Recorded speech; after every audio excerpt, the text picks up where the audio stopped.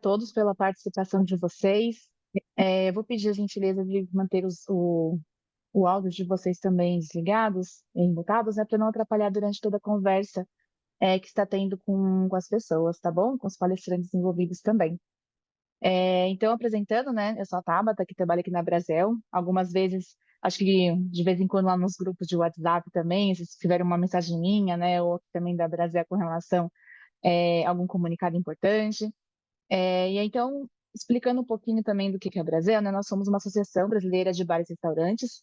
Então, nós estamos aqui para representar, né, e lutar também para desenvolver o setor de bares e restaurantes de alimentação fora do lar, para que a gente consiga construir, né, e realmente manter a vida de empresário mais fácil, né, possível, porque a gente sabe que aqui no Brasil é bem complicado, né, se empreender também. Então, para quem é associado aqui da Brasel, né, sabe de todos os benefícios, como redução de taxas, de maquininhas, de vouchers de refeição, que, né, mais do que a metade praticamente de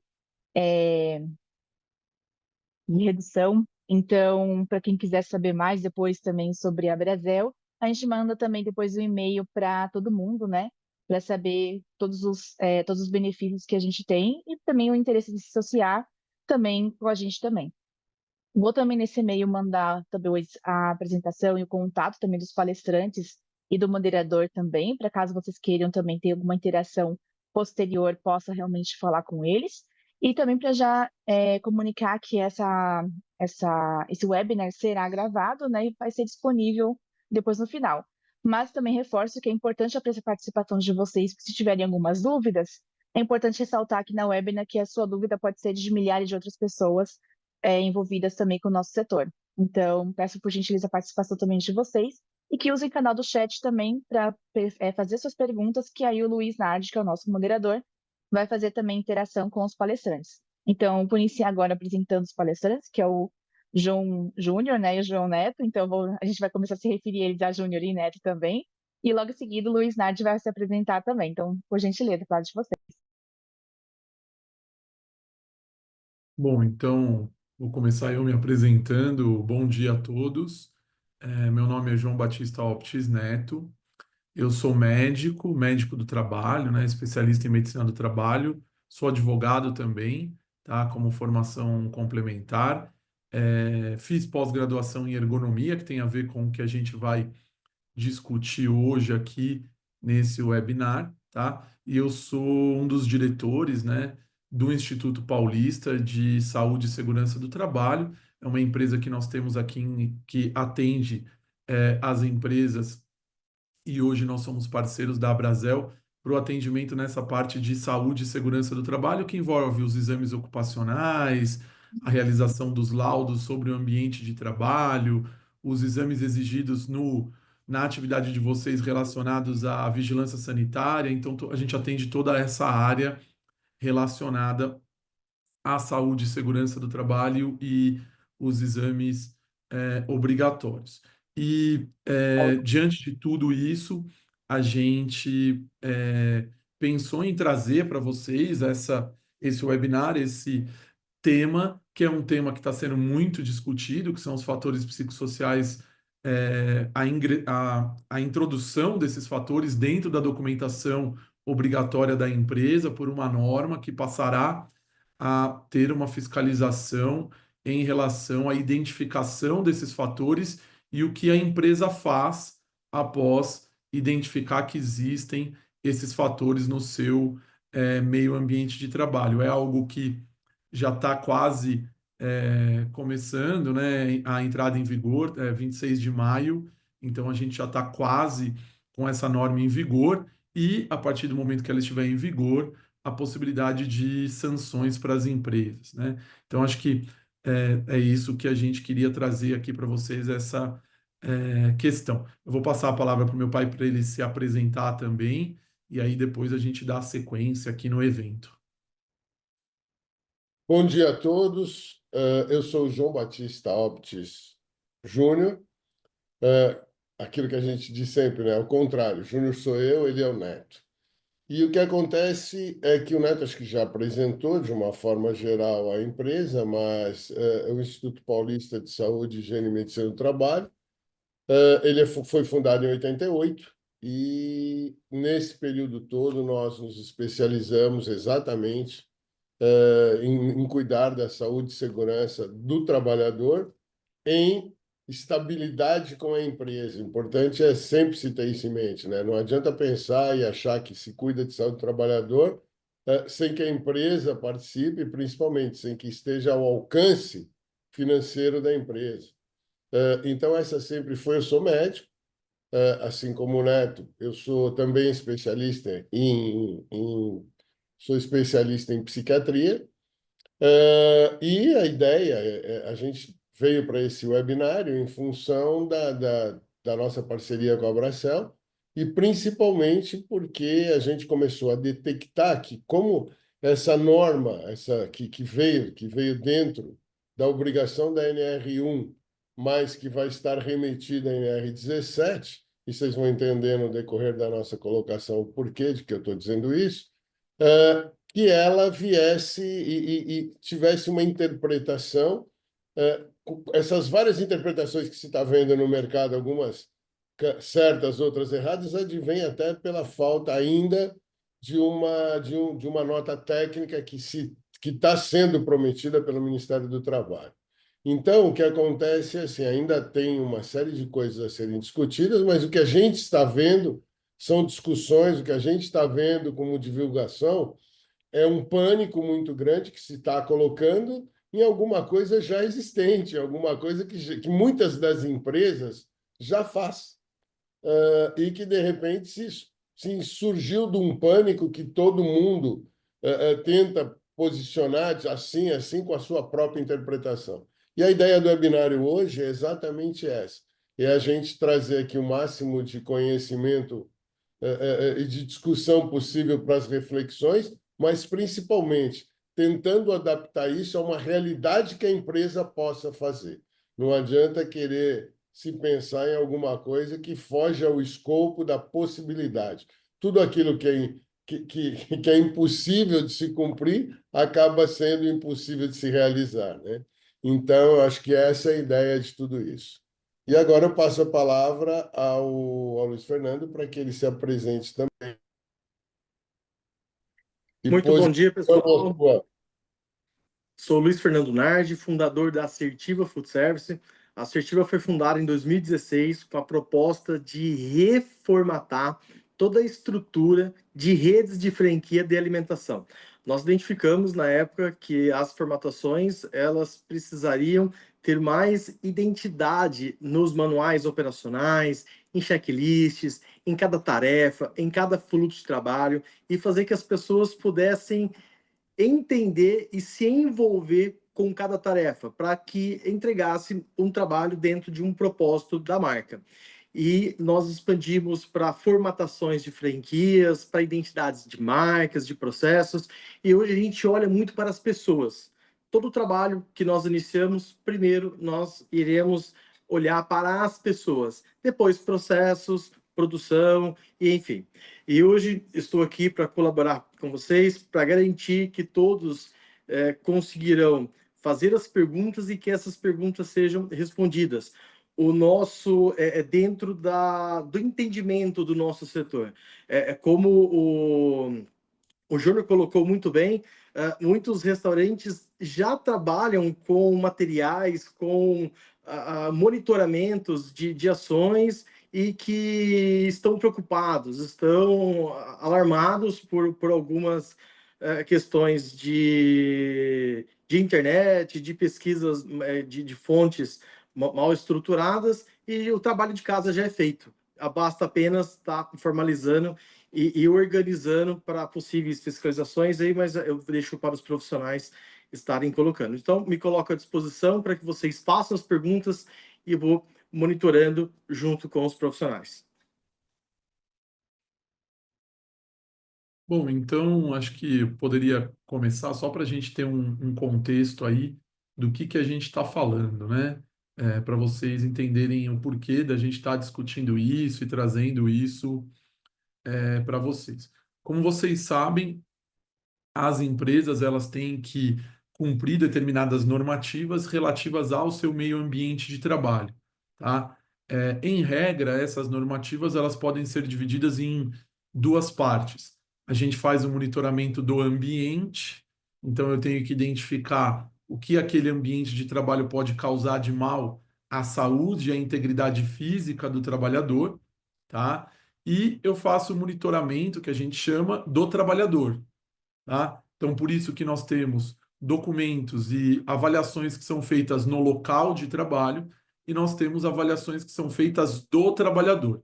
Disso surgem dois principais documentos que as empresas têm que ter e que são exigidos caso elas passem por algum tipo de fiscalização ou tenham algum tipo de ação trabalhista e assim por diante, documentos obrigatórios, tá? Não vou entrar aqui em detalhes da legislação, que aí a gente fica uma coisa muito técnica, mas só para vocês entenderem, isso está previsto até na Constituição Federal. Então, a própria Constituição Federal fala que é um direito do trabalhador a redução dos riscos inerentes ao trabalho. E aí a gente vem com regulamentação na CLT e nessas chamadas que a gente chama de normas regulamentadoras. As normas regulamentadoras são as principais normas que tratam dessa questão do meio ambiente de trabalho.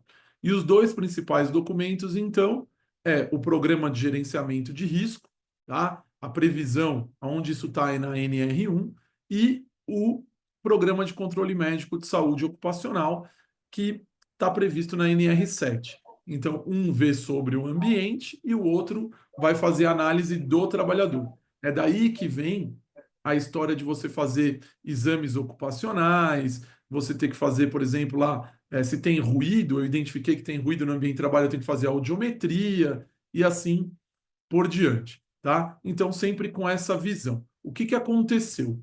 Houve a publicação de uma norma por parte do governo federal no ano passado, dizendo o seguinte: olha, nós estamos alterando a NR1, que é a que estabelece esse programa de gerenciamento de risco, para que vocês também, vocês que eu digo empresas, também considerem os fatores de risco no ambiente de trabalho que podem causar doenças mentais. Então, esse que é o grande X aqui do que a gente está discutindo. Os fatores psicossociais são fatores de risco que existem no ambiente de trabalho e que têm um potencial de causar sofrimento mental. Por que a gente fala, e meu pai comentou que isso não é uma novidade? Porque, na verdade, a diferença é que hoje, com a nova redação da norma, isso ficou expresso. Teoricamente, quando a gente faz essas análises no ambiente de trabalho, a gente já deveria considerar a questão da doença mental. Porque quando a gente fala de saúde, inclusive definição da Organização Mundial de Saúde, é o completo bem-estar físico, mental e social, tá? É claro que esse é uma definição que a gente costuma dizer que é quase que inatingível, acho que nenhum de nós está no seu completo bem-estar físico, mental e social. Quando você está numa coisa, você não está na outra, e assim vai, tá?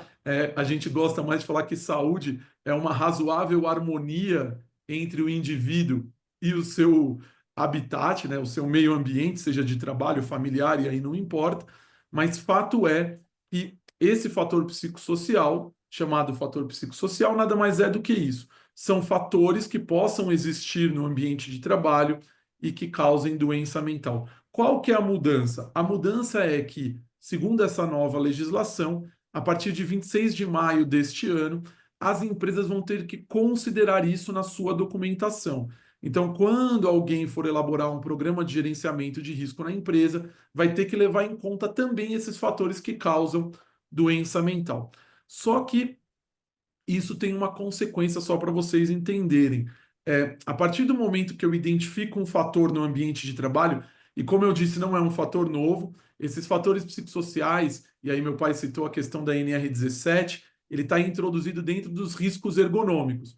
Nós temos 5 riscos que possam existir no ambiente de trabalho: risco físico, químico, biológico, ergonômico e de acidentes. Tá? Esses são os 5 tipos de risco que a gente identifica no ambiente de trabalho.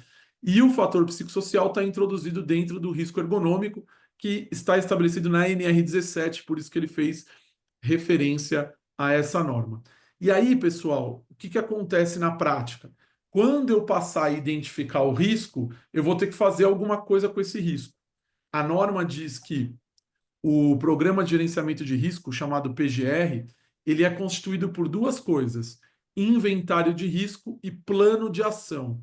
Eu tenho que identificar o risco, eu tenho que classificar este risco, né? Então a gente tem metodologias, métodos para fazer uma classificação de risco, para ver se ele é um risco relevante ou é insignificante. Eu preciso fazer alguma coisa ou se eu não preciso fazer nada. E a partir do momento que eu identifiquei que eu preciso fazer alguma coisa, eu vou ter que tomar um plano de ação. Volto a repetir, eu que estou dizendo é eu e empresa, tá? Então, esses fatores psicossociais nada mais são do que isso. Eu identificar no ambiente de trabalho fatores que podem causar adoecimento mental e, diante desses fatores, eu ter que fazer um planejamento, um plano para evitar ou pelo menos minimizar que esses fatores causem doença nesses trabalhadores, tá? Então, basicamente, é esse o grande X da questão. A gente vai desenvolver aqui, eu tenho certeza que vocês têm muitas dúvidas e tal, mas só para fazer essa breve introdução, porque a grande questão e que está sendo discutido, e a gente tem visto no mercado algumas pessoas trazendo algumas soluções que talvez não vão preencher essa necessidade, é o seguinte: é, a grande dificuldade é como identificar esses fatores no ambiente de trabalho. Isso é um desafio para as empresas, tá? Nós temos como fazer isso, mas é um desafio, porque eu vou ter que identificar o que está acontecendo.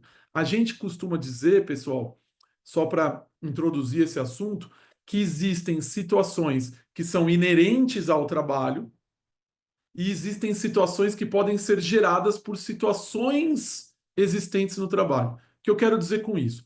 Quando a gente fala desses fatores psicossociais, existe uma série de fatores, né? Então eu tenho lá estresse, baixa autonomia, é, é, liderança que dá ordens conflituosas, tem uma série de fatores. Tem fatores que são inerentes ao tipo de trabalho. Vou dar um exemplo. Por exemplo, vamos pensar num vigilante numa agência bancária. É inerente ao trabalho dele ele trabalhar com estresse, porque ele está armado e está a todo momento, talvez, com uma situação ali que possa gerar um risco à sua vida, à vida de terceiros, um assalto e assim por diante. Então a gente fala que esse é um risco que é inerente ao tipo de atividade. Outra coisa é eu ter um risco gerado, por exemplo, pela chefia que existe no local. Então, eu posso ter o estresse que é inerente ao trabalho, mas eu posso ter um chefe que comete assédio moral, por exemplo. Então, aí eu tenho um fator de risco gerado por aquele indivíduo. Então, o que acontece na prática? Existem fatores que são possíveis da gente eliminar, existem outros fatores que não é possível eliminar, eles fazem parte do tipo de atividade exercida.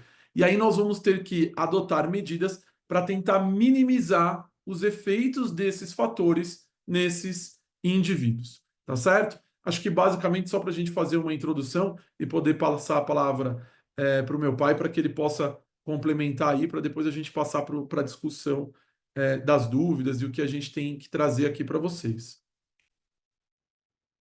Eu acho que o Neto já resumiu tudo aquilo que a gente tem que estar voltado quando se fala em fatores psicossociais.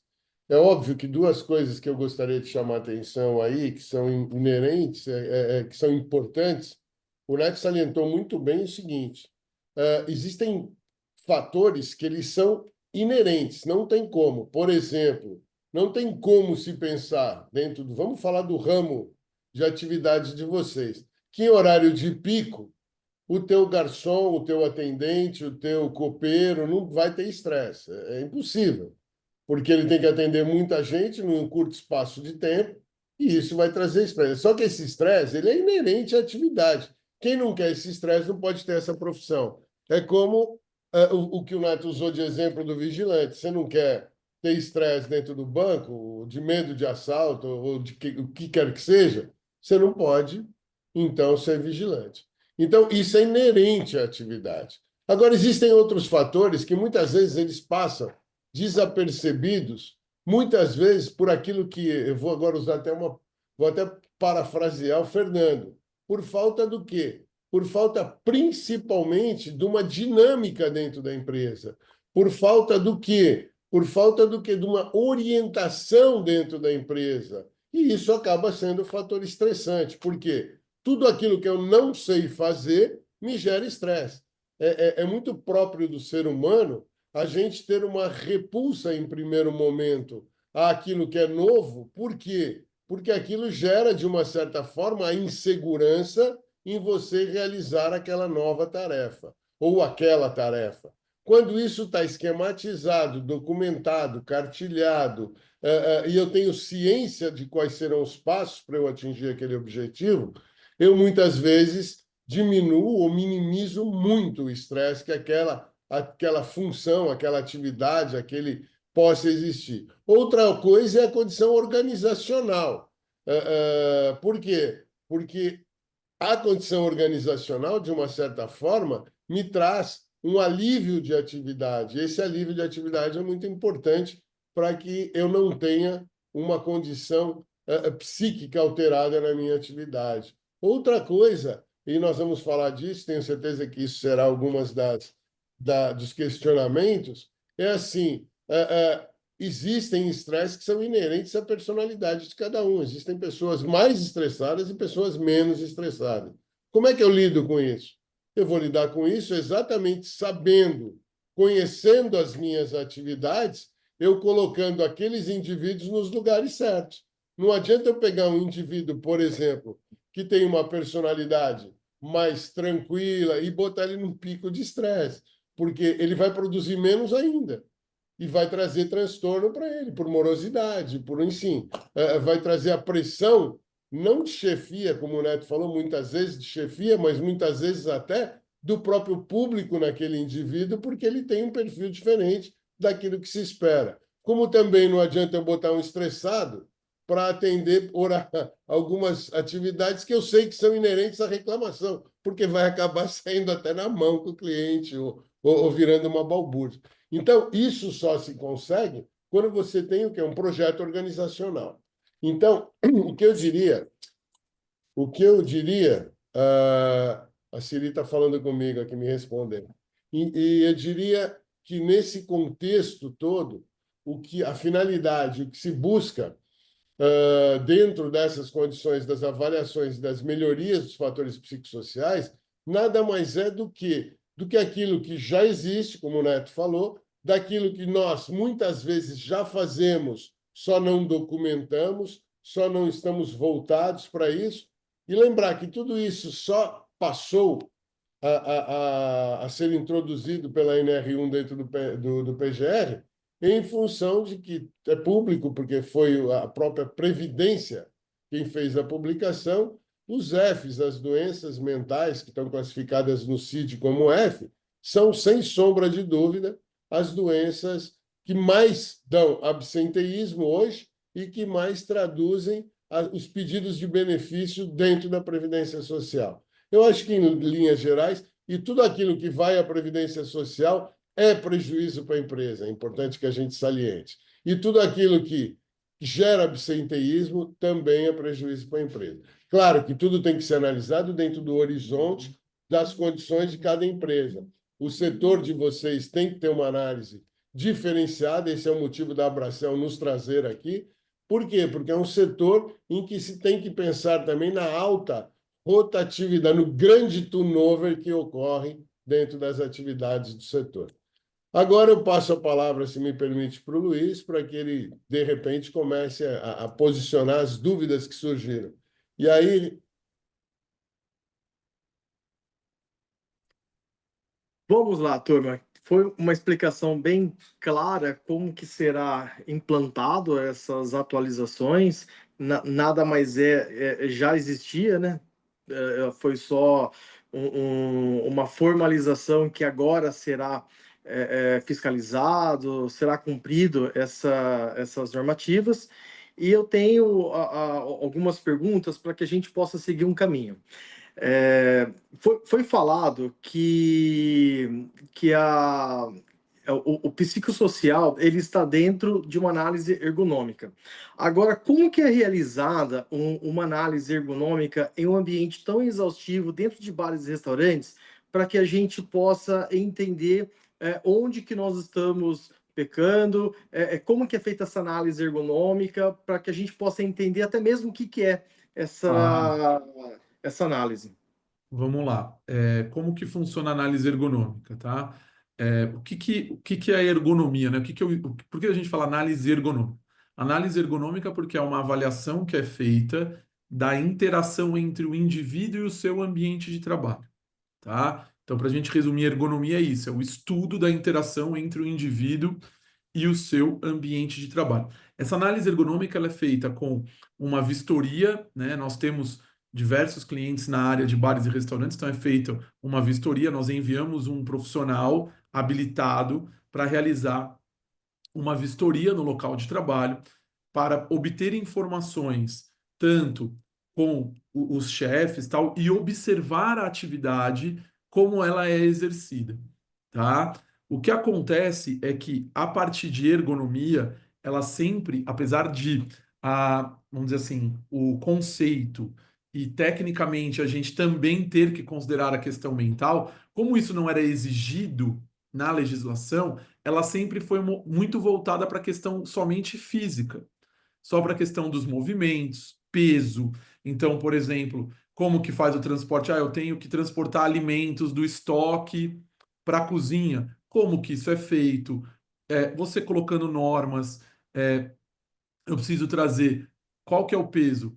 Um trabalhador só pode carregar? Eu posso ter que colocar dois? Eu tenho que introduzir treinamento para ele fazer esse carregamento de peso de forma adequada e assim por diante. E isso constitui o que a gente chama de uma análise ergonômica do trabalho, tá? A NR17 ela fala de dois tipos de análise. Uma que a gente chama de avaliação ergonômica preliminar, aonde eu vou só identificar de uma forma mais, vamos dizer assim, mais sucinta o que existe ali naquele ambiente, e depois eu passo para uma análise mais aprofundada nos setores em que há necessidade de um estudo mais aprofundado, que seria essa análise ergonômica do local de trabalho, tá?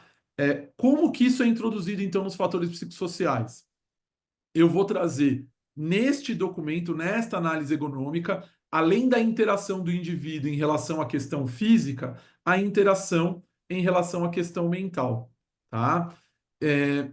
Isso vai ter que ser trazido pela NR17, então, lá na minha análise ergonômica, porque esse documento elaborado, eu vou extrair desse documento os fatores de risco para que eu possa colocar no meu PGR, no meu programa de gerenciamento de risco. Então, na verdade, esta análise ergonômica ela já é obrigatória pelas empresas, as empresas têm que fazer essa análise. O que eu vou ter é uma introdução de mais informações sobre o meio ambiente de trabalho nesse documento. E aí, com base nisso, eu vou extrair informações para o meu PGR, tá? Entendi. Então, na verdade, é uma mudança de visão. Antes eu só olhava a questão física. Agora eu vou ter que olhar a questão física e a questão mental em relação a essa interação do indivíduo com o meio ambiente de trabalho. Eu Em tenho algumas muitos perguntas lugares, diga-se de passagem, desculpa, Luiz, ela já é vista, ela só não é documentada. Isso, exatamente. Só não era colocada no papel. Nós temos algumas perguntas e eu preciso só fazer mais uma para poder compreender esse formato e eu passar a pergunta para vocês. Essa fiscalização, essa inspeção, ela é interpretativa, então o fiscal entrará, o que ele absorver é a realidade, ou terá uma resolução de documento, uma análise de documento, quais processos está documentado, quais informações esse funcionário recebeu ao entrar na empresa, ao assinar o contrato de trabalho. Então é mais resolutivo ou é mais interpretativo? Tá. O que acontece é o seguinte: o Ministério do Trabalho está dizendo que vai soltar uma nota técnica. Geralmente, essas notas técnicas elas são para orientação da fiscalização. Eles soltam uma nota orientando a fiscalização e nós, das empresas, conseguimos ver como o fiscal vai interpretar e o que ele vai exigir das empresas, tá? Mas pela nossa experiência e o que nós observamos no mercado, o que acontece é o seguinte: é, fez-se um grande alarde por ser essa questão mental e realmente as empresas precisam parar e vão ter que parar e vamos dizer assim, se adequar a essa questão, e aí isso gerou um certo alarde, mas não muda nada em relação ao que a gente já faz hoje das outros fatores, tá? Então, como que funciona? Que é isso que você falou da questão resolutiva. Eu vou identificar, eu vou, através da avaliação ergonômica, introduzindo essas questões dos fatores psicossociais, vai ser uma coisa a mais que eu vou ter que fazer, sim. Aí eu vou trazer para o meu programa de gerenciamento de risco, e aí, diante do programa de gerenciamento de risco, eu vou ter que fazer o quê? Eu vou ter que propor as ações. E aí entra nisso que você está falando. Então, por exemplo, um dos fatores de risco que pode existir do ponto de vista psicossocial é falta de treinamento, porque isso gera problemas, isso gera angústia. Você estar num trabalho e não saber o que fazer, ou fazer de forma inadequada, e aí você faz errado e toma bronca, e aí tem que fazer de novo. Isso tudo gera, isso é avaliado por essa questão. A partir do momento que a empresa já tem sistematizado, olha, todo mundo que na admissão, na hora de fazer a integração, eu já forneço um treinamento, eu já tenho aqui uma organização, que é até que o meu pai havia comentado. Você tem dentro da empresa processos já bem estabelecidos, esse fator ele já é neutralizado. Ou se eu, e isso é importante, eu acabei não comentando. Essas avaliações elas são feitas de forma periódica. Então, se eu chego na empresa e identifico que tem um problema, e aí eu, como técnico, oriento a empresa do que ela tem que fazer. Eu tenho essa obrigação, vou ter que falar, olha, faz isso, faz aquilo, melhora isso, melhora aquilo. A partir do momento que a empresa faz a melhoria, eu refaço a minha análise, tá? E aí eu considero a melhoria que foi feita na interpretação daquele problema. Então, se há um problema de falta de treinamento e você oferece o treinamento para o trabalhador, na próxima avaliação que eu fizer, esse problema já não existe mais, porque foi dada a solução. Utiliza-se o mesmo sistema lá do PDCA, que é aquele plano de avaliação contínua. A lógica da legislação é essa: é uma avaliação contínua do ambiente de trabalho, sempre buscando a melhoria dessas condições. Legal. Se me permite só complementar, eu acho que isso que o Neto está colocando é assim: há que se entender que é uma dinâmica, não é uma coisa estática que se avalia, vai para a gaveta, tem que vir. Não é isso, não, é uma coisa dinâmica. Por quê? Porque cada passo que você der, e o importante é o que a gente combateu muito, por isso que a Bracel, inclusive por isso que nos trouxe aqui, esse alarde mercadológico que se criou, desesperador, e isso já é um fator estressante, tá? O que se tem que pegar, e você vai ver que muita empresa tem uma boa parte. Nós estamos falando de empresa e tem que ser analisado cada empresa. Você vai ter empresas que isso tudo vai ser compilado por quê? Por compliance, por uma série de coisas que ela tem estrutura para isso. Só que nós não estamos, só que também estão obrigadas as empresas menores. E as empresas com dois, com um, com três, sabe? E dentro desse contexto, há que se ter fatores de análise que são individualizados para aquelas empresas. Não adianta eu pensar numa empresa que tem, sei lá, 1.000 funcionários, eu imaginar que todos esses fatores psicossociais podem ser utilizados, resumidos e feitos da mesma forma que eu vou fazer numa empresa que tem 3 funcionários, o dono e mais dois. Então, acho que isso é importante que se diga, que não são metas inatingíveis, não são metas, não são. Por quê? Porque não são? Porque elas são direcionadas para cada empresa. É óbvio que todos os fatores psicossociais levados em consideração numa empresa de 1.000 funcionários, eles são muito maiores do que aqueles que são levados numa empresa de 3, de 4, as obrigações, as melhorias e tudo mais. Só que eles precisam estar documentados. E Eu as estou usando soluções muito também levam isso em conta, né? e As levo soluções isso em conta. têm que levar isso em conta. O tamanho Tem da que empresa, o porte da tamanho, empresa, a isso, capacidade de investimento, tudo isso tem que ser a levado em conta. possibilidade, as condições que isso pode ser feito, em que época, em que momento isso pode ser feito. Então é mais sobre prevenção do que punição. É pura e Exato. É uma simplesmente prevenção. a Perdão. punição é decorrente da inexistência da prevenção. Legal. Isso. Então existe a prevenção, o monitoramento se realmente está sendo feito, se está sendo feito, se existe melhora, existindo uma evolução, ok, tá legal. Agora, Exato. agora tem a ação e não tem a melhora, aí também tá errado. Ninguém vai ser Eu acho que se punido por você dá existir, licença isso é só um minuto, importante. eu acho que o principal aí é a gente voltar um pouquinho, Luiz. É assim, ó, o primeiro passo é a detecção. Eu tenho que Tá. reconhecer e visualizar quais são os fatores psicossociais existentes naquela condição, daquela empresa, meio ambiente de trabalho. Feito a detecção, eu vou ter o quê? Uma proposta de melhoria. O que se pode melhorar com isso? Feito esta proposta de melhoria, o que vai acontecer? Eu vou poder fazer, aspas, um cronograma onde eu me proponho e como a fazer de acordo com o meu bolso. Não adianta eu ter uma empresa 100% enquadrada numa condição psicossocial, ela não tem dinheiro para pagar o empregado. Então, dentro desse contexto, há que se avaliar dentro de uma realidade, como eu disse lá no começo, possível de ser atingida. Desculpa, Neto, pode Não, falar. não, só para dizer, ninguém vai ser punido pela existência do fator psicossocial.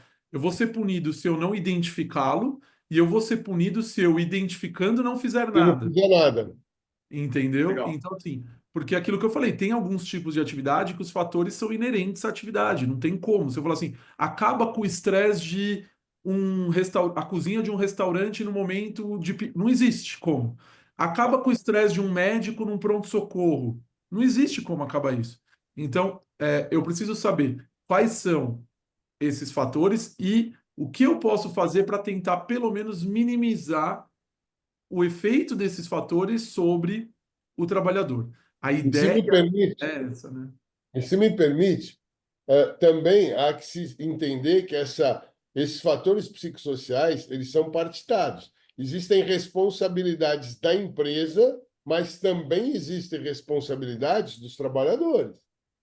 Tá? Eu não posso dizer, não se pode jogar toda essa responsabilidade em cima da empresa. Olha, por quê? Porque todo e qualquer fator psicossocial ele está ligado a uma série de metodologias, uma série de, como eu disse, detecções, propostas, metodologias que elas podem ser trazidas para a empresa, mas que elas têm que ser entendidas, compreendidas e executadas pelos trabalhadores. Então, ao contrário do que você vai ouvir muita coisa aí no mercado, ao contrário do que você vai ouvir muita coisa aí desculpe, em live, e até mesmo em YouTube, não se trata de uma coisa nova, não se trata de uma condição aonde se estabelecem metas inatingíveis. O que se tem que ter é detecção, o que se tem que ter é aquilo que o PGR determina. O que você tem é conhecer e gerar um plano que melhore a condição do meio ambiente de trabalho. Essa é a ideia do legislador quando ele traz para dentro do PGR um fator psicossocial. Em nenhum momento, como o Neto disse com muita propriedade, em nenhum momento a ideia é punitiva. Tá? Ela pode se tornar punitiva em decorrência do não, vamos dizer assim, da desídia em relação a reconhecer e a melhorar.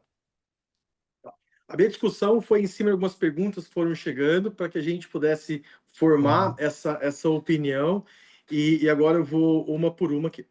A Mariana, ela colocou, tenho dúvidas nos critérios, ou seja, opa, que ela atualizou aqui. Peraí, não, é outra. Tenho dúvidas nos critérios, ou seja, como será feita a avaliação e classificação dos riscos na prática, efetivamente, Ah, como que será feito? tá. Então, essa é a pergunta da Mariana. Então, para todo mundo e para Mariana, é importante. A primeira coisa importante que eu estou vendo gente falar na internet, e é importante que a gente esclareça isso para que a empresa não gaste dinheiro desnecessariamente. Acho que o pior de tudo é quando a gente joga dinheiro fora, né? avaliação psicossocial dos trabalhadores. Eu estou vendo muita gente na internet falando assim: ah, então a partir de agora nós vamos ter que fazer avaliação psicossocial pelos trabalhadores. Não é isso. A avaliação psicossocial, ela é uma ferramenta que pode ser indicada pelo Programa de Controle Médico de Saúde Ocupacional, ou seja, pelo médico do trabalho, para complementar a questão epidemiológica ou dentro da empresa de avaliação dos funcionários para atividades críticas, que a gente chama trabalho em altura, espaço confinado, uma série de atividades que possa ter um risco e que eu preciso avaliar a condição mental do trabalhador para o exercício daquela atividade de risco. Mas fazer avaliação psicossocial não vai fazer eu identificar os fatores psicossociais. Como que a gente faz isso? Existem diversos métodos diferentes, tá? Uma coisa é, primeira coisa tem que conhecer a atividade. Acho que isso é básico. Como eu disse, existem situações que são inerentes ao trabalho, tá? Então, tem situações que eu, só de conhecer a atividade, eu já vou identificar quem vai fazer isso, o profissional que for lá e que é habilitado a fazer essas avaliações ergonômicas, tá? Geralmente, você vai ter alguém que tenha formação em ergonomia, tá? A ergonomia não é uma área de uma só profissão, então você tem médico formado em ergonomia, tem engenheiro de segurança do trabalho formado em ergonomia, tem, às vezes, psicólogo que pode ter formação em ergonomia, fisioterapeuta, aí não tem limitação, pode ser de qualquer uma das áreas, desde que tenha conhecimento sobre esse assunto.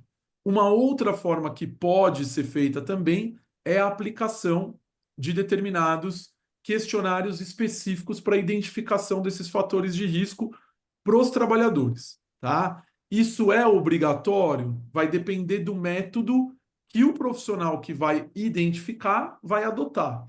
Por que eu estou dizendo isso? O governo, em relação a tudo relacionado a NR1, ele nunca diz o como fazer, ele diz o que você tem que fazer.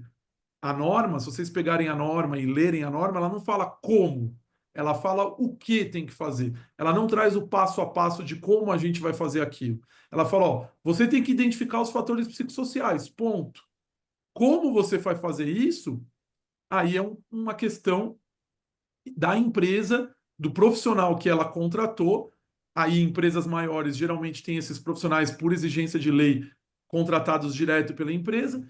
Empresas que não têm essa exigência legal, elas contratam uma empresa terceira que vai prestar esse tipo de serviço para ela. E esse profissional ele vai definir essa metodologia. Então pode ser através de questionários, como eu disse, o próprio conhecimento sobre o tipo de atividade, e aí eu vou fazer essas identificações. Aspectos epidemiológicos também podem ser utilizados. O que eu quero dizer com isso? Lembra que eu falei que a gente faz o monitoramento do trabalhador? Eu posso começar a identificar que num determinado setor está tendo muito afastamento por doença mental. E aí eu, como médico do trabalho, falo assim, olha, nós precisamos dar uma atenção para aquele setor e ver o que está acontecendo lá. Mas o fato de ter o afastamento, eu não vou conseguir identificar qual é o fator. Eu vou ter que conhecer o local, conhecer a atividade, para eu poder fazer esse tipo de análise. Outra questão, questionário de clima organizacional também, ele não vai trazer só o questionário. Tem algumas pessoas falando assim, vou fazer o questionário e vou juntar lá o documento. Isso não vai ser suficiente, porque eu preciso de um profissional que vai interpretar aquelas informações e vai traduzir isso dentro do fator de risco. Tá? Então, basicamente, é essa. Não existe um método único, existem vários tipos de método. Cada profissional, cada empresa vai ter que adotar o seu método. É aquilo que a gente fala, não existe método ruim. O ruim é não ter método nenhum, tá? Então, a gente vai precisar de algum método para poder fazer isso. Bom, está chegando muitas perguntas aqui. Só para complementar, se me permite, Perdão. Luiz, complementar o que o Neto falou, eu acho que é importante salientar também assim, ó, a metodologia não é específica e nem traduzida e nem existe receita de bolo dado pela legislação. Vai se desenvolver metodologias diferentes, mas que tenham conotações únicas. Qual é? Você chegar no binômio de previsibilidade do PGR. Eu tenho que detectar para ter plano de ação. Isso é fundamental que se esclareça.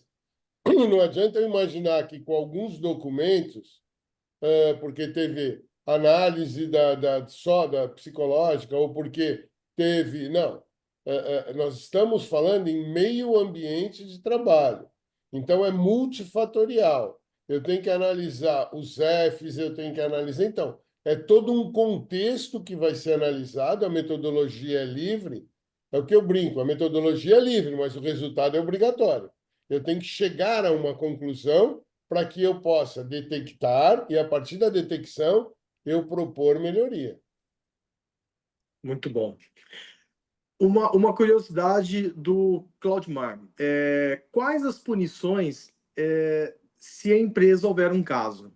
Tá. Aqui, na verdade, dos fatores em si, a gente não tem uma punição por haver um caso, tá? Tá. A punição vai ser se eu não tiver, como eu disse, adotado medidas para detectar os fatores no ambiente de trabalho e adotado algum tipo de ação em razão disso.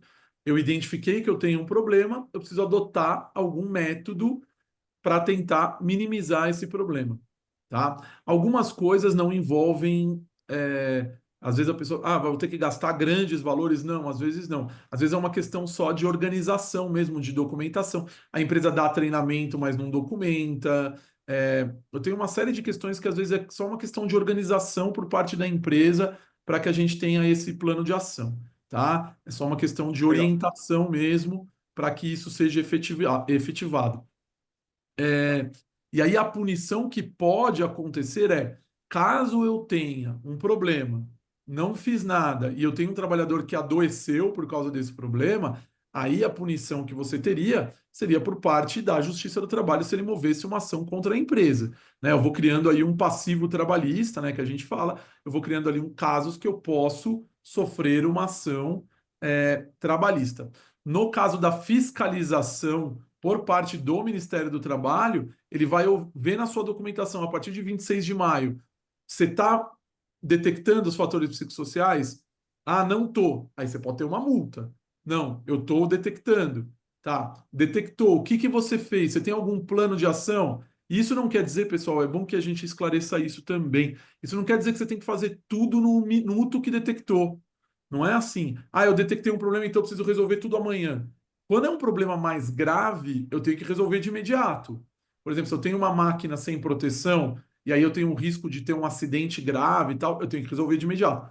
Outros problemas eu posso resolver ao longo do tempo. Então, por exemplo, eu posso fazer um planejamento daqui a um mês, daqui a 2 meses, daqui a 3 meses, como meu pai comentou, de acordo com o bolso da empresa, a disponibilidade.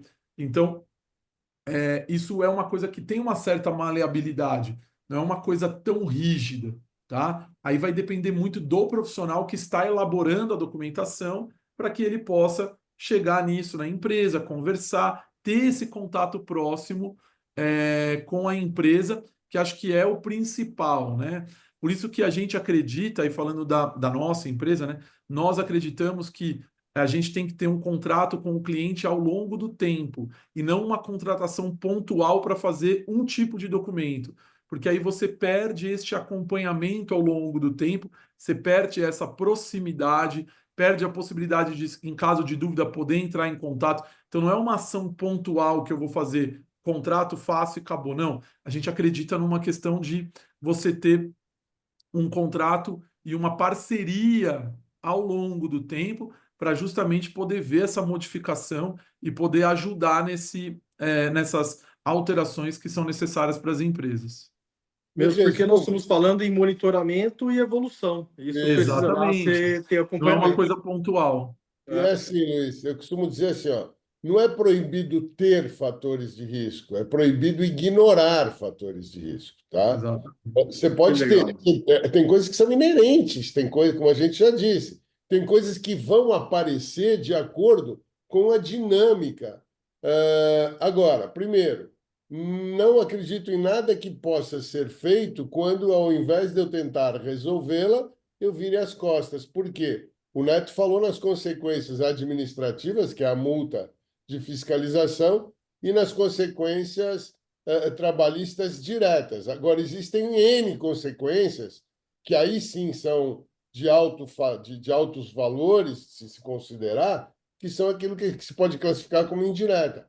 por exemplo, à vista da Previdência Social, com esses afastamentos, aumento de alíquota de SAT, acidente de trabalho, enfim, todo um contexto que agora até a gente discutia ontem no nosso podcast, a, a, a obrigação agora de todo acidente de trabalho e doença profissional ser notificado e dar-se a ciência ao INSS para as ações regressivas, enfim, que agora é uma decisão do TST. Então, o que a gente tem que entender é assim, ó, existem condições que são punitivas diretas, indiretas, e que não são proibitivas. O estresse não é proibitivo no ambiente de trabalho. A condição de exercício da atividade não é proibitiva como fator estressante. O grande problema é o ignorar e não fazer nada. Muito bom, até anotei. Bom, vamos lá. Já que nós entramos nesse assunto, vai calhar com a outra pergunta da Mariana. Esse assunto, houve uma expansão muito grande, principalmente nas redes sociais, e causou certo medo, como vocês colocaram logo no início. Como que a gente consegue olhar, prevenir ou entender referente aos funcionários que usarão dessa informação para entrar como uma trabalhista contra a empresa a partir do momento que ela acredita que ela sofreu um tipo de agressão mental, estresse extremo, e utilizar isso na trabalhista, então ter mais um argumento para trabalhista, que a gente vê casos de argumentos que não são reais, e será que esse será mais um argumento? A resposta, mais uma resposta, É, mais uma pergunta da Mariana. a gente entende que sim, existe uma possibilidade disso, principalmente no primeiro momento, tá? E aí a única arma da empresa, né, vamos falar assim, é você ter os seus programas muito bem elaborados e feitos de forma correta, tá? Porque a gente tem que lembrar que, inclusive para a punição da empresa, né, na esfera trabalhista por uma doença ocupacional ou um acidente de trabalho, a necessidade da culpa da empresa na ocorrência daquilo. Tá? Então, como que eu afasto a minha culpa? Mostrando que eu cumpri o que está previsto na legislação, tá? Então, isso faz com que esses documentos se tornem ainda mais importantes para a defesa das empresas e para evitar esse tipo de questionamento na Justiça do Trabalho por parte dos trabalhadores, tá certo? É natural, acho que quando surge alguma coisa nova, todo mundo sair falando, e isso a gente viu em vários momentos recentes, tá? Dessas alterações, mas a gente observa isso aí, vendo o que já aconteceu no passado, né? A gente fala que você estudando o passado, você consegue ver o que vai acontecer no futuro. Num primeiro momento tem um boom, né? E acontece tudo isso, e aí depois as coisas acabam se ajeitando, tá? Aí o grande X é você estar assessorado por profissionais que saibam o que estão fazendo, né? Saibam exatamente é, o que são esses fatores psicossociais, o que a norma exige. A nota técnica do Ministério do Trabalho, eu entendo que também vai auxiliar muito nessa questão de interpretações equivocadas. Mas, de qualquer forma, a nota ela não vai trazer o que a empresa tem que fazer. Ela vai ser uma. Eles já, inclusive, falaram isso, né, o Ministério do Trabalho, ela vai dar diretivas, ela vai dar um norte, mas ela não vai falar assim, faça assim ou faça assado.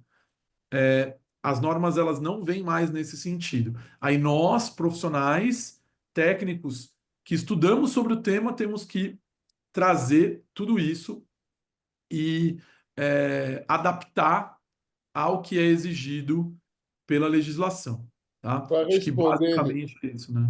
eu queria só complementar o que o Neto falou.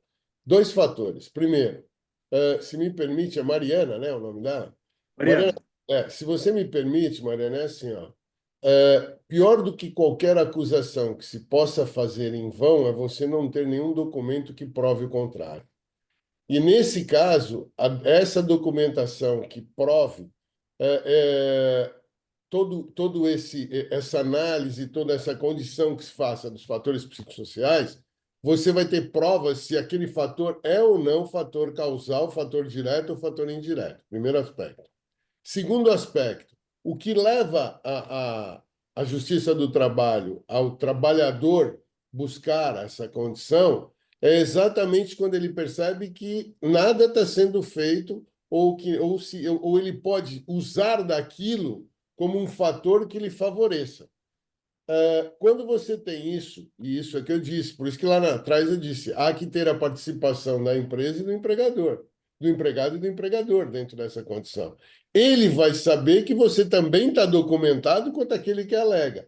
Por quê? Porque, de qualquer jeito, a documentação não muda a obrigação de se fazer, de se reconhecer e de se melhorar fatores psicossociais, ela não muda o diagnóstico que ele possa ter para poder pleitear o direito na Justiça do Trabalho, o afastamento que ele tentou ter por outros meios para poder justificar a doença mental dele. Então, em suma, eu entendo que, primeiro, você vai estar mais documentada. Eu não sei se eu sou muito otimista, mas eu acho que, de qualquer forma, o que os fatores, análise a condição de verificação e resolução dos fatores psicossociais, ela favorece também a empresa. Por quê? Porque ela traz documentos que excluem aquilo que é impossível de ser provado, mas, por outro lado, ela não permite também que se criem condições inventadas, condições que a gente vê no dia a dia na Justiça do Trabalho. Então, eu acho que, de qualquer forma, se materializa uma realidade e se demonstra aquilo que é fundamental, inclusive na Justiça do Trabalho, que você demonstre que a empresa está melhorando as condições, que a empresa está preocupada naquilo que a Justiça do Trabalho tutela, que é, sobretudo, o quê? A estabilidade social da relação capital-trabalho. Muito bom. A pergunta da Érica. O médico de trabalho já vai fazer análise dos fatores de risco por meio de algum questionário? Não. Isso aí seria o mesmo que eu comentei da questão de fazer uma avaliação psicossocial. Você fazer um questionário somente, pegar esse questionário, não vai ser suficiente. Eu vou ter que ter uma análise dentro da análise ergonômica do trabalho, tá? O que nós esperamos da nota técnica, pelo que a gente já conversou, inclusive, com pessoal que faz fiscalização, com auditores fiscais do trabalho, etc., o que nós, e inclusive tivemos acesso a algumas apresentações que eles fizeram internamente dentro do Ministério do Trabalho, o que nós esperamos é que eles indiquem que isso deve ser introduzido na análise ergonômica do trabalho. O método pode ser um questionário, existem questionários sim, para que você avalie o fator no ambiente. O que eu quero deixar claro aqui, que é isso que estão falando errado.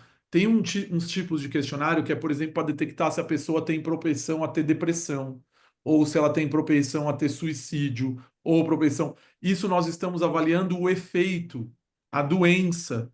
Aqui, o PGR, ele não avalia o efeito.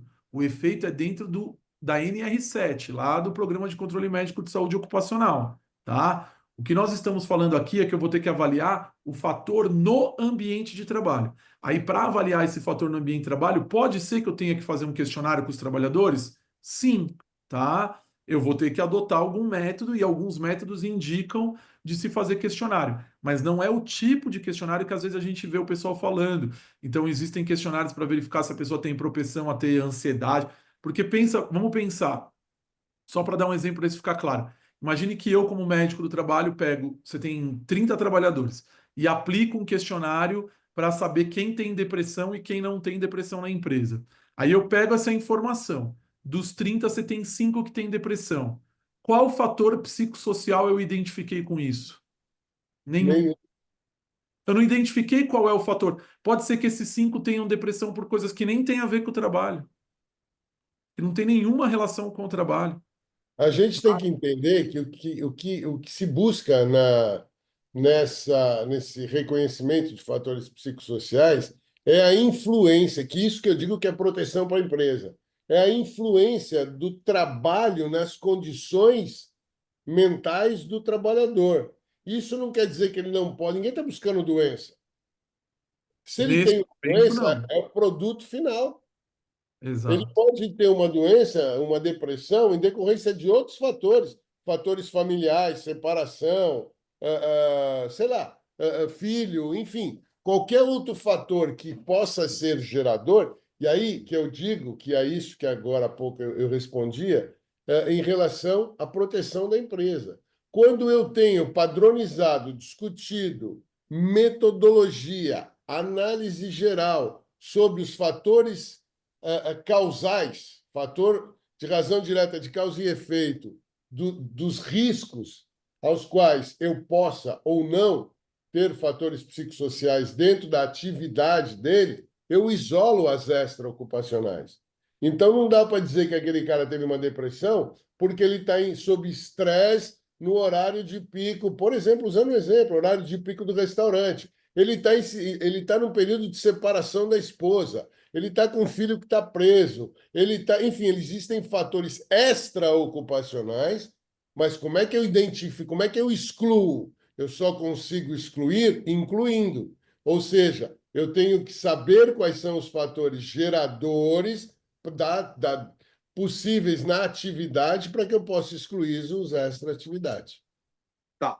Então, para que a gente possa deixar isso mais claro na prática, eu posso ter o funcionário com a depressão, eu posso ter o funcionário estressado, o que eu não posso é potencializar. Então, o que eu Isso. preciso fazer é que eu não cause isso na minha operação, ou se eu tenho, reduzo ao máximo para que eu não potencialize esse estresse, essa depressão que o funcionário tenha.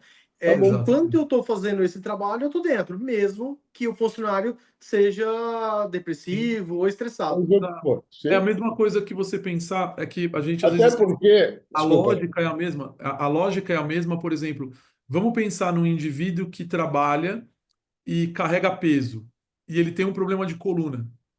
A lógica é a mesma. Eu tenho que adotar formas de evitar que o carregar peso piore a doença da coluna dele ou é cause isso. uma doença na coluna. Mas o carregar peso faz parte da atividade. O que eu vou ter que adotar é mecanismos. Então, a lógica é a mesma, pensando na questão física, e agora a gente vai ter que pensar na questão mental. Essa que é a grande novidade. Antes a gente pensava só na questão física. Agora nós vamos ter que começar a pensar sobre essa questão mental. O resto é barulho de mercado. Isso. Desculpa, Muito mas bom. deixa a expressão. O resto é barulho de mercado.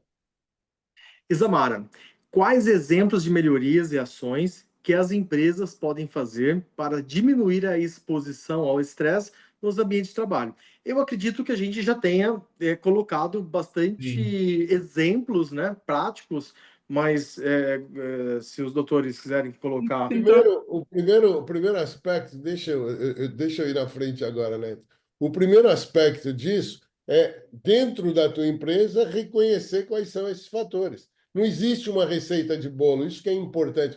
E isso que é a bobagem que a gente está combatendo, que se está ouvindo por mídias sociais. Não tem receita de bolo. Eu tenho que analisar Tem as modelos. condições daquele ambiente de trabalho. A partir daí, eu vou dizer assim, ó, aqui, claro, você pode trazer isso para condições que sejam similares. Então, dentro do. Vamos trazer para o caso da Abracel. Eu vou ter uma série de empresas que possam ser até filiadas ou possam ser. Que tenham a mesma atividade, que eu não vou poder aproveitar os riscos, mas eu vou poder usar como padrão a mesma ferramenta que eu vou avaliar. Então, por exemplo, eu posso pegar qualquer rede e usar a mesma ferramenta, por quê? Porque ela já tem uma metodologia igual de atividade. Agora, com certeza, qualquer franquia que você pegar, uma vai ter fatores diferentes da outra. Sim. Porque Seja porque é outro material humano, seja porque o maquinário é colocado de forma diferente, seja porque a localização é diferente, o público é diferente. Então, tudo isso tem que ser analisado individualmente para a empresa. Nós estamos falando de meio ambiente real de trabalho. Agora, claro que dentro de uma franquia, vamos assim dizer, é muito mais fácil. Por quê? Porque a metodologia de atividade já está estabelecida. Pode falar, É, né? não, essa questão de estresse, assim, a gente tem que identificar qual é o que está acontecendo nesse ambiente para gerar o estresse também, né? Às vezes é uma questão, será que está faltando pessoal? Será que naquela equipe tem alguém que não está fazendo nada e sobrecarrega os outros? Então, eu tenho uma série de coisas, por isso que tem que ser muito individualizado.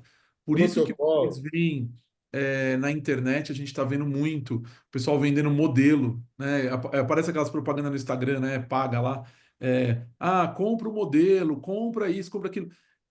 Às vezes esse modelo não vai ser o modelo para a sua empresa, às vezes é pior, porque você vai estar indicando para fazer coisas ou Fatores que não existem.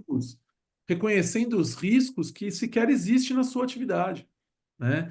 Então, isso tem que ser feito de uma forma muito individualizada, caso a caso, para que a gente possa. Mas a forma de melhoria as ações são as mais variadas e a gente tem aí ferramentas que às vezes você não vai precisar nem de investimentos financeiros, é uma questão só de organização mesmo de trabalho. Uma coisa que o Luiz Fernando está falando da atividade dele, da questão de organizar, né? E ter Fundamental. procedimentos. Imagina você trabalhar num lugar que não tem procedimento nenhum. Isso é uma fonte de estresse absurda, porque Todo, não sabe o que e fazer, está todo todo mundo mundo batendo faz tudo, cabeça. todo mundo faz tudo ao mesmo tempo. Exato. Todo Agora, se mundo eu tenho entende. uma organização, eu sei qual é a minha função, eu sei o que eu tenho que fazer, eu sei qual é o meu papel na empresa, eu sei qual que é o papel do vizinho, o do cara que está do meu lado. Então, eu já reduzo esse estresse. Então, a gente tem aí uma série de coisas que dá para ser feita e que, com certeza, a gente consegue reduzir tudo isso. E é Citar uma questão, perdão, diga, não, fala. Pode e é falar. uma questão de entendimento em nossos clientes. A gente começa pela cultura da empresa. Primeiro, nós iremos Exato. implementar uma cultura. O porquê que a empresa existe, mas para a cozinha. Para a cozinha, o porquê que a empresa existe. E para o cliente, qual é o perfil desse cliente? O porquê que ele consome aqui dentro? E eu começo a colocar o propósito em cada processo, em cada checklist, em cada tarefa. Essa pessoa ela se envolve com o porquê que ela está fazendo aquela tarefa naquele momento, naquele equipamento, com aquele utensílio e com aquele colega do lado. E esses porquês, eles passam a se incomodar se caso tenham dúvida, e isso faz que eles tenham um entendimento mais claro, trabalhem sem pressão ou com uma pressão de horário, de entrega, mas isso é do nosso setor, mas sem a pressão da dúvida, o estresse de não ter entendido o que tem que fazer. Então, essa implementação de cultura e o propósito em cada processo, você já resolve uma boa parte. E Exato. depois vem o monitoramento. O Estou quanto mexendo nele. esse trabalho está fazendo Dá sentido. um café O pra mim, quanto olha esses aqui. processos. Eu estou com o áudio aberto aqui, eu não consigo ver de quem que Tem é. alguém com o áudio aberto. Ah, e esses processos, o quanto ele está realmente fazendo sentido, que é o monitoramento. Eu começo a monitorar e entender onde estão o meu gargalo daquilo que eu implantei. Então, basicamente, É isso aí. esse é o trabalho ideal a ser realizado para esse fim. E se você me permite, não tem nada que gere mais estresse na gente, em todo mundo, do que o receio de não saber o que vai fazer ou o receio de errar no que está fazendo por não ter o conhecimento prévio do que vai fazer. Então, eu acho É que uma tensão desnecessária, né? isso que você está colocando é fundamental. E que eu acho que tem que se desmistificar dentro de tudo isso é assim, ó. Ninguém está em busca, nenhum dos fatores psicossociais buscam diagnóstico de doença e nem discriminação de patologia. Não é porque o indivíduo tem depressão que não pode trabalhar, não é porque. Não tem nada a ver uma coisa com a outra. O que se busca tão somente é aquilo que seria. É que o brasileiro não está acostumado com isso, né? E aí eu digo como médico. O que se busca, e por isso eu fui para a medicina do trabalho, o que se busca é a medicina preventiva aí. É buscar prevenção. que é o que não é nossa cultura enquanto cidadãos. Você vai procurar um médico o dia que você infartou, não porque você está fumando, porque você tem obesidade, entendeu? É porque você tem todos os fatores de risco para ter um infarto. Aí o dia que você infarta, aí você começa a corrigir os fatores de risco. É exatamente a mão contrária disso. O que se busca quando se fala em fatores psicossociais é a detecção e prevenção em cada um dos ambientes do quê? Das doenças mentais. E não pura e simplesmente diagnóstico, patologia, discriminação, como infelizmente a gente está ouvindo aí um monte de gente falar. Muito bom. Pergunta da Laura. Se o colaborador nos posicionar que está passando por um estresse que está causando um prejuízo mental, eu preciso ter à disposição uma psicóloga para avaliar? Ou o colaborador solicita um laudo para um médico externo? Não, o que você tem que ter, quem que mandou a pergunta é Laura, né? Laura. Laura, o que você tem que ter é uma assessoria de medicina do trabalho que você possa encaminhar esse trabalhador para fazer uma avaliação. É, é a mesma coisa. Vamos dizer que chega um trabalhador na empresa e fala assim: olha, eu comecei a perceber que eu estou com um problema de coluna, ou que eu estou com um problema no ombro. O que que a gente faz? Ele vai passar por uma avaliação pelo médico do trabalho. Esse médico do trabalho, ele tem que conhecer o ambiente de trabalho, né, de acordo com esses documentos que a gente está falando. Essa é justamente a ideia. Ele vai fazer esta avaliação e aí ele vai direcionar o que precisa ser feito. Então, ele precisa fazer uma avaliação, tá com estresse, ele precisa passar por um psiquiatra, ele precisa, de repente, de alguma adaptação no local de trabalho, porque aí para a gente, às vezes, eu falo isso porque a gente faz isso para as empresas, chega aqui o trabalhador, ele vai chegar para mim e vai falar assim, o pessoal tá falando que eu tô estressado, mas é porque eu tô com um problema familiar. Porque às vezes o fator de estresse não tem a ver com o trabalho, às vezes tem a ver com a vida externa dele.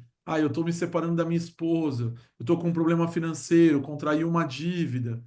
Então, a gente vai conseguir, diante do que a gente faz que a gente chama de anamnese, né, na avaliação médica que a gente faz, poder direcionar o que esse indivíduo precisa. E, se for o caso, direcionar também se precisa de alguma alteração no ambiente de trabalho em razão disso, tá? Então, assim, não precisa ter psicólogo contratado, não, imagina, a gente está falando de uma norma que se aplica a todas as empresas, empresa com 2 funcionários, 3 funcionários, então não tem como, né? Imagina se criassem uma exigência de você ter psicólogo contratado em cada empresa, você acaba com a atividade econômica no país.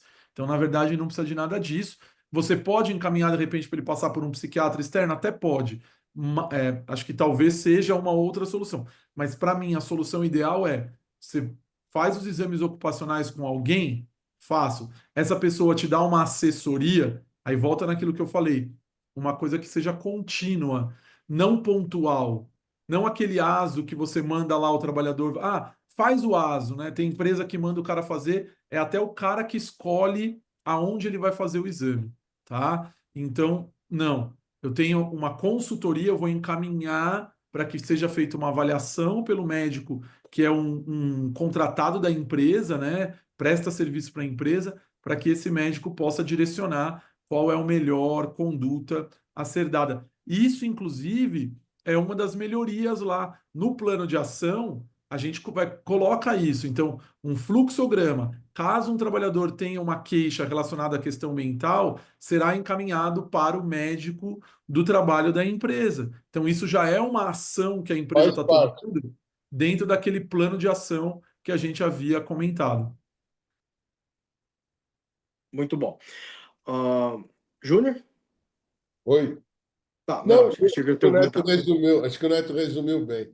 Legal. Porque, ao contrário do que se pensa, você tendo dentro do plano de ação até a possibilidade de encaminhamento para que ele seja diagnosticado, aí sim, diagnosticado, nós já estamos falando de um fato consumado, não de prevenção, e aí sim tratado. Muito bom. A Rosângela, ela fez uma pergunta. Essas avaliações, então, podem ser feitas pela empresa que faz a medicina ocupacional. Então, nós já respondemos essa pergunta bem clara Então, Rosângela está aí. A Mariana agradecendo, foi super esclarecedor para a Mariana. Claudimar, é necessário fazer uma reunião para os colaboradores sobre a NR1? Na verdade, o que acontece é o seguinte: geralmente a empresa tem que ter sistematizado no seu processo de integração. A gente sempre fala isso, tem que fazer parte de toda a empresa. Na integração, você fala sobre uniforme, horário de trabalho, se tem vale-refeição, não tem vale-refeição, como que ele tem que se portar no ambiente de trabalho e tal. Você tem que reservar um tempinho para falar de saúde e segurança do trabalho. Inclusive, isso fornecendo um certificado, você tem um registro disso, porque entra no seu plano de ação que a gente tinha falado. Eu estou fazendo alguma coisa. E aí, diante disso, eu vou colocar um trecho lá falando sobre isso, falando sobre EPIs, né, os equipamentos de proteção individual, falando sobre a questão das normas da empresa, por exemplo, não pode trabalhar na máquina usando adorno, né, usando anel, usando brinco, tem que. E aí você vai introduzir esse conteúdo lá dentro, né? Então, olha, caso alguém tenha algum problema, tem que comunicar o RH ou a segurança, aí depende do tamanho da empresa, tem que comunicar alguém ou a contabilidade, não sei, aí depende de quem faz, né? Cada empresa tem a sua sistemática, tá? Mas aí esse tipo de coisa vai ter que estar lá na integração. E para quem já está trabalhando, isso a gente pode introduzir nos treinamentos que são obrigatórios, tá? Existem treinamentos que a empresa tem que fazer. Então a gente tem, por exemplo, não sei se vocês sabem, mas tem que ser treinado, por exemplo, em primeiros socorros. Tem que ter pelo menos alguém tem que ter algum tipo de treinamento em primeiros socorros. CIPA, Comissão Tipo, Interna de Prevenção de Acidentes. Minha empresa é pequena, eu não tenho CIPA. Eu não tenho obrigação de ter a CIPA, de fazer eleição de CIPA e etc. Mas a norma diz que você tem que ter um designado, que a gente chama. Um funcionário da empresa tem que ser treinado em relação à CIPA, tá? Então, eu tenho uma série de questões que são obrigatórias e aí a gente consegue introduzir esse tipo de coisa em relação a isso, tá? Então aí é o que a gente estava falando de você ter organização e uma sistematização, como o Luiz Fernando colocou muito bem, uma mudança de cultura.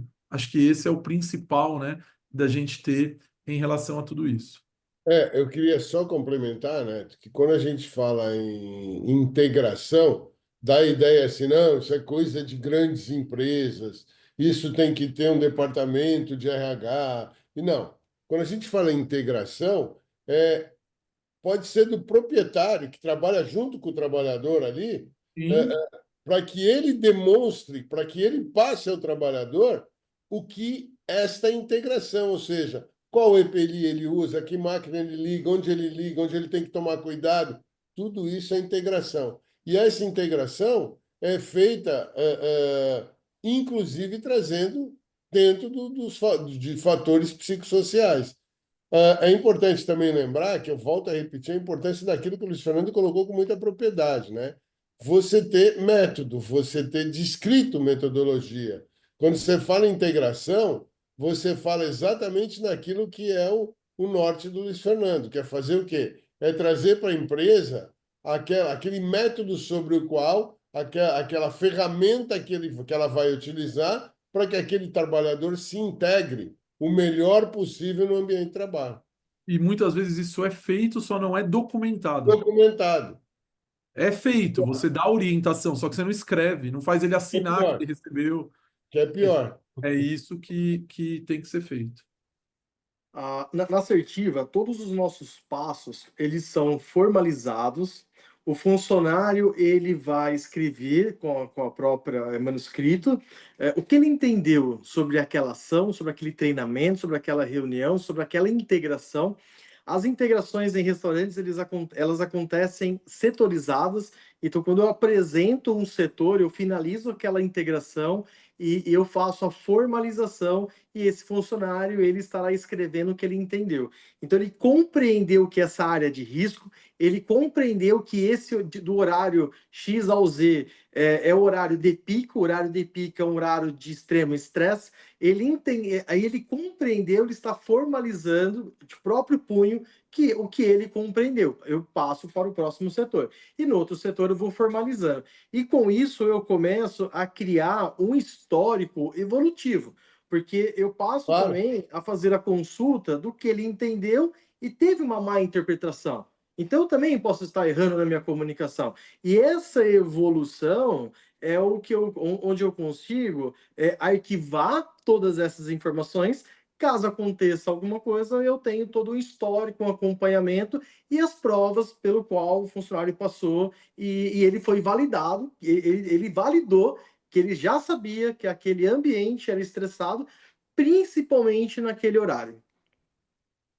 Isso responde uma pergunta que, me desculpe, eu não lembro quem fez, relativa à utilização ah, dos fatores psicossociais do trabalhador de forma excessiva, ou seja, ele utilizar dos fatores para se beneficiar com isso na Justiça do Trabalho. Se você tem documentado, não tem como ele fazer isso. Era motivo de ciência e ele nunca reconheceu e nunca pediu ajuda para o fator. Nós temos a última pergunta aqui da Maria. Em caso em que o colaborador já possui problemas psicológicos pré-existentes antes de se juntar à empresa, qual é o papel da empresa em garantir bem-estar e saúde mental no local de trabalho? Acredito que a resposta para essa pergunta já foi bem colocada, que nós não iremos filtrar os candidatos que possuem ou não possuem algum tipo de estresse ou depressão. Nós precisaremos monitorar, identificar em nossas operações pontos críticos e trabalhar em cima desses pontos críticos com a prevenção de estresse, de acidente, enfim. E através dessa prevenção formalizar, monitorar e você pode assim contratar essa pessoa porque ela estará em um ambiente seguro. É isso, doutores? Até porque, sem dúvida, até porque passa a ser discriminatório uma possibilidade de você deixar de contratar alguém. Isso não é finalidade de nenhuma legislação, não é finalidade de PCMSO, não é muito pelo contrário, o que a gente sempre debate, briga contra é a discriminação. Não é porque o indivíduo, que eu digo assim, ó, não podemos nunca, vou voltar a repetir, me desculpe ser até repetitivo, mas é assim, ó, não confundir perfil individual, que é o perfil do indivíduo, com a condição a qual ele possa ter fatores de estresse. Essa integração, essa análise que tem que ser feita, ela é da seleção, claro, mas nunca com visão discriminatória, sempre com visão do quê? De proteção e tutela à empresa e ao trabalhador, trazendo equilíbrio capital-trabalho. Num caso desse, por exemplo, a hora que vai fazer o exame admissional, o médico do trabalho vai avaliar se essa pessoa tem condições ou não de exercer a atividade. Por isso que o ASO, o Atestado de Saúde Ocupacional, é o SAL apto ou inapto, né? E eu considerando que ele tem condições de exercer essa atividade, o que vai ser feito ao longo do contrato de trabalho? Que vai estar nesses planos de ações que a gente está falando. Você vai ter que ter o acompanhamento desse indivíduo ao longo do tempo. Eu sempre gosto de fazer analogia, é a mesma coisa, por exemplo, de eu ter um trabalhador que tem perda auditiva e está exposto a ruído. O que eu vou ter que fazer? Eu vou ter que fazer audiometrias desse trabalhador durante o contrato de trabalho para ir acompanhando como a audição dele está. É a mesma coisa aqui. Ele tem uma depressão, eu vou ter que fazer um acompanhamento através dos exames médicos periódicos, é essa a função, para que eu possa agir de forma a prevenir que ele tenha recaídas ou tenha uma piora da sua depressão e assim por diante, tá? Daí Então, a são importância, situações que vão ser tomadas. daí a importância, se me permite, Luiz e Neto, a importância de você não ver a medicina do trabalho como um cumprimento legal. Ela tem que ser um parceiro teu. Ela tem que estar Tá? junto com você a cada dia, seja ela o médico que está dentro, contratado por obrigação de norma, ou aquele médico, aquela empresa que você contrata. E não pura e simplesmente você falar, eu preciso de um ASO para contratar, para poder colocar lá no e-social. Por quê? Porque ele não vai conhecer a empresa, ele não vai saber quais são os riscos, ele não vai ter um acompanhamento da empresa o suficiente para que possa acender o start, tanto para a empresa quanto para o empregado, tá? Das condições de trabalho existentes. A Então, empresa tem que ser uma consultoria, ela tem que prestar é uma consultoria, consultoria. empresa de Eu medicina estou com um ocupacional. problema, eu estou com um trabalhador com depressão, o que que eu faço? Eu vou ter que ver, e A aí essa. medicina ocupacional tem que ser parceira, consultora e, principalmente, acompanhar a evolução de tudo que a empresa está tendo, seja com aumento, redução de trabalhador, seja com condições mercadológicas, que a gente sabe a sazonalidade com que o mercado vive, e principalmente com uma coisa que, se me permite, eu entendo que é muito típico da atividade de vocês, que é o grande turnover na atividade. Isso é fundamental que se entenda que esse turnover grande, essa alta rotatividade, ela tem que ter um acompanhamento do médico do trabalho. Por quê? Porque a rotatividade tem um motivo. E esse motivo nunca pode ser ocupacional. Ele pode ser todos os motivos do mundo, menos ocupacional. Porque se ele for ocupacional, já está demonstrando que a empresa não está voltada para isso. Muito, muito bom. Senhores, estamos chegando ao final da nossa webinar. Gostaria que os doutores deixassem uma mensagem final, o que os donos de bares, restaurantes, franquias de alimentação precisarão se atentar, uma mensagem que vocês gostariam que eles realmente olhassem para suas operações e aplicassem para estar dentro aí das normativas que sempre existiu, mas que agora está esse burburinho todo no nosso mercado. Bom, primeiro eu queria agradecer a presença de todos, né? A gente se coloca à disposição, o que vocês precisarem, tiverem dúvidas, tá? É, quem quiser depois acompanhar, a gente tem um canal no YouTube, eu vou fazer aqui a propaganda do canal, depois vocês entram lá, chama Instituto Paulista de SST. A gente tem um podcast que sai vídeos semanais sobre a área de meio ambiente de trabalho, tudo que tem de novo de legislação e etc. Tá? Então, o podcast chama MedLexCast e o canal é Instituto Paulista de SST. Tá? E o que eu queria deixar de recado final para vocês é não há desespero. A gente vê que, às vezes, as pessoas pintam o cenário de uma forma muito, vamos dizer assim, muito ruim para trazer, às vezes, a solução que não é adequada, tá? Então, tomem cuidado com isso.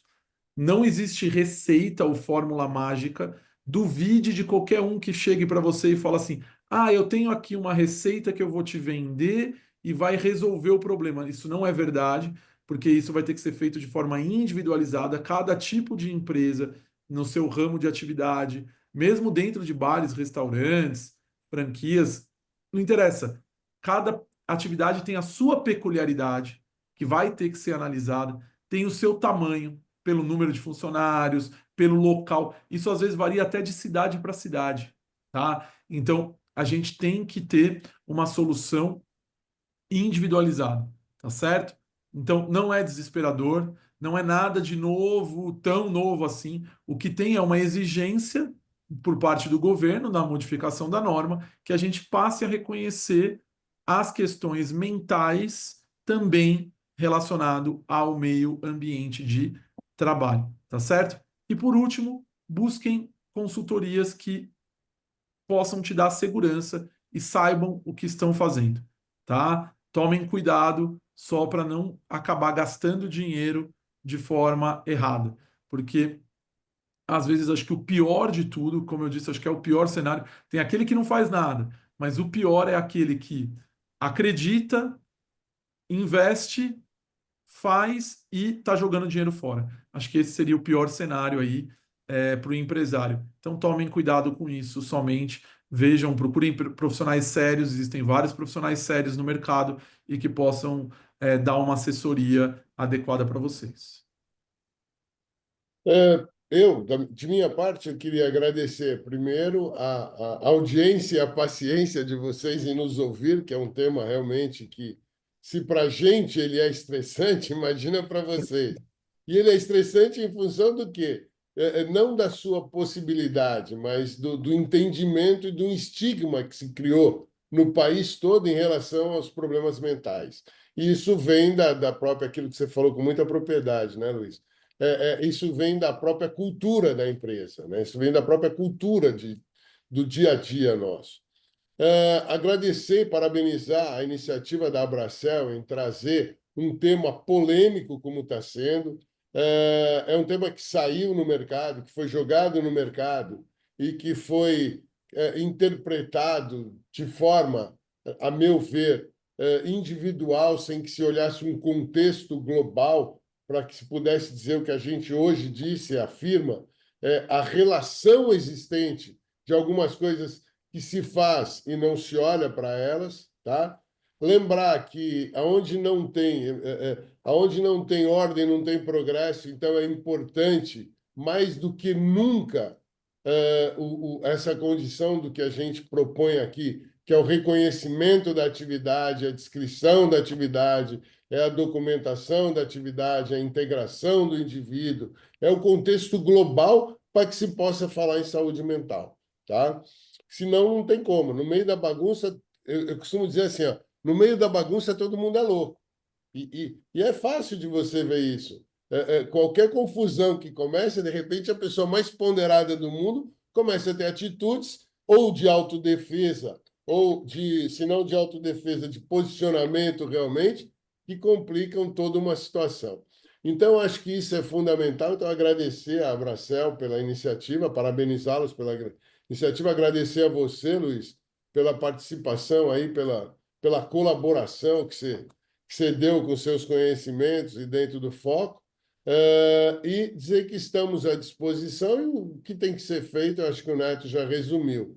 É principalmente nesse momento não se deixar levar pelo oba-oba que o mercado está gerando, tá? Que esse, infelizmente, é a realidade. Surgiu um oba-oba no mercado que todo mundo está vendendo o impossível para tornar o bolso possível. Então, eu acho que tem que se ponderar. Não é nada desesperador, ninguém vai sair amanhã tomando multa. Tem que se pensar porque as consequências virão. Mas isso dá para se pensar com base numa consultoria, com base na paciência, com base analisando os prós, contras, as possibilidades e as impossibilidades, analisando uma realidade de cada empresa. Até porque o programa é voltado para isso, ele é voltado para uma realidade, não para aquilo que é hipotético, para aquilo que é para se engavetar. Estamos à disposição, né? Já deu, nosso canal do YouTube. Ontem tivemos a honra, inclusive, de entrevistar, até trazendo uma parte desse tema para alguém que perguntou aí da Justiça do Trabalho, que me perdoe, mas eu não me recordo o nome. Nós entrevistamos, inclusive, um dos diretores, dos presidentes do Tribunal de São Paulo, Tribunal do Trabalho de São Paulo, do TRT de São Paulo, da segunda região, e nosso canal está sempre à disposição para vocês verem temas e sugerirem temas, que eu acho que isso é mais importante, né? Obrigado por tudo aí e estamos à disposição. O Instituto Paulista está sempre aqui, parceiro da Abracel, para aquilo que for necessário. Muito, muito bom. Parabéns, pessoal. E eu me recordo em janeiro, quando eu escrevi um artigo sobre a NR1, eu escrevi todas as normativas da NR1, tudo descrito certinho, né? Aquele monte de coisa. E no final eu falei, pessoal, muita gente já faz. Muitas empresas não precisarão se preocupar, muitas empresas não terão que mudar nada porque já executam as tarefas, os mapeamentos, identificam pontos de melhoria, monitoram, e para essas empresas vocês não precisarão mudar a rotina de vocês, só focar em formalizar, formalizem.